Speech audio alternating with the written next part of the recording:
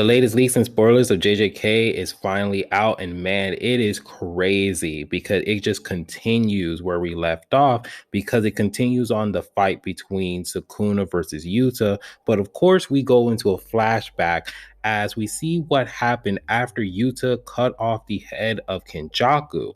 And as we focus on that, Kenjaku's body started to burst out of her spirits and it started to get out of hand as we see a whole bunch of cursed spirits are just roaming around the area. So Yuta, he goes on ahead and calls Rika to go on ahead and handle these rampage of cursed spirits.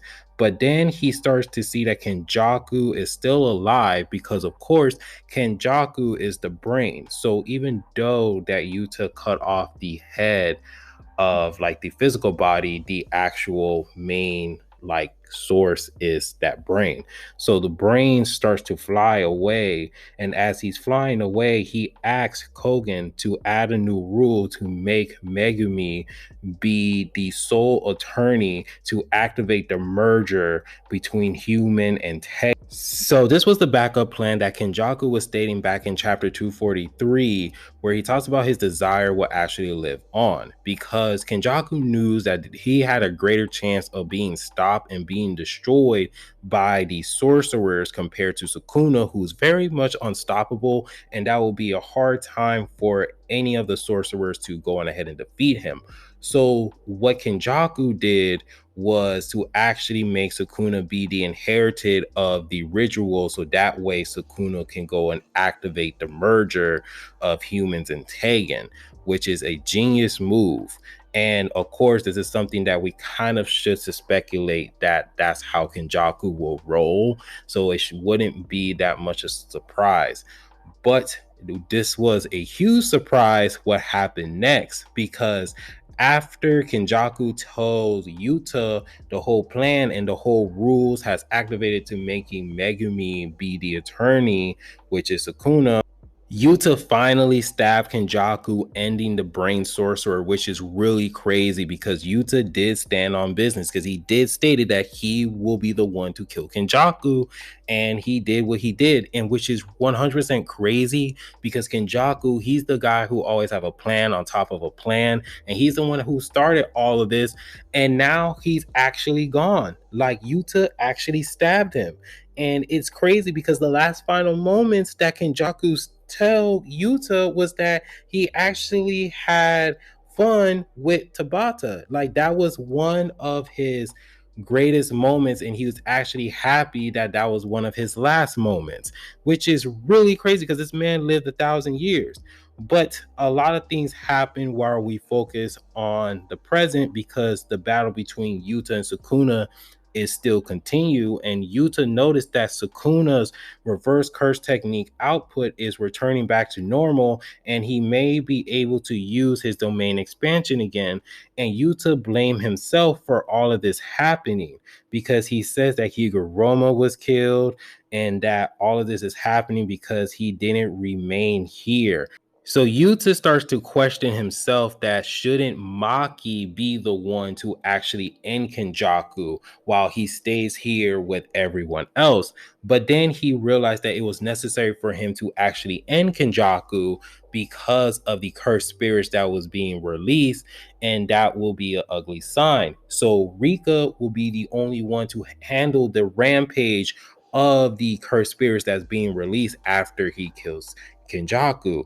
So while that's happening, you head and fight against Sukuna while he swings his sword at him, but Sukuna was able to grab it.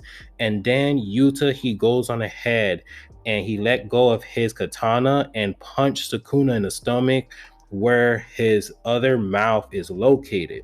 And then Yuta and Rika begin attacking Sukuna together, as Yuta blamed himself again for the situation that they are in, and that he wanted to finish Kenjaku with his own hands, which led to all of this. So Yuta opened his domain against Sukuna, true mutual love, and a whole bunch of swords are on the ground, like a whole bunch of katanas, which was pretty badass.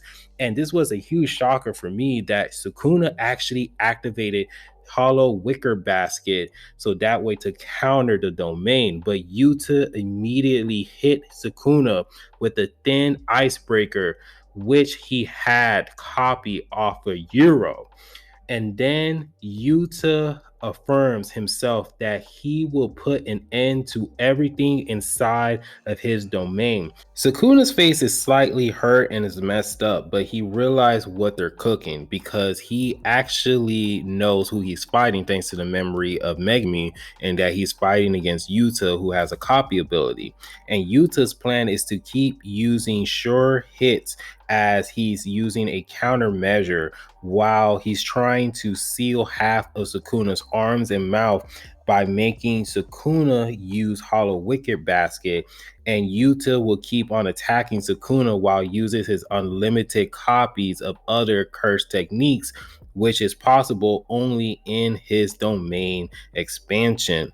And Yuji will deal with the finishing blow to Sukuna while using his ability to actually capture the soul, which he strikes and rip apart Sukuna from Megumi's body, as Sukuna is mockingly applauding Yuji while he says, "Good for you. You have finally got yourself a role."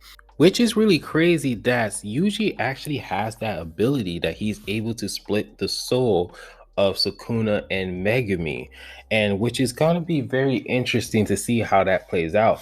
But let me know down in the comment section how you guys feel about this latest leaks and spoilers, how you guys feel about Kenjaku actually dying. Do you think that Kenjaku's dead, or do you think that we will see Kenjaku in the future chapters? Because I kind of have a feeling that we will see Kenjaku again. But let me know down in the comment section what you guys think about all of this, what's going on in this latest chapter. We're able to see Yuta's domain expansion. This is just going really crazy. This chapter is going to be a movie. But let me know down in the comment section. If you guys do like the video, hit the like and subscribe button. And remember, always be decent. This is the Monotone Man. And hope you guys have a wonderful day and be safe out here. Peace.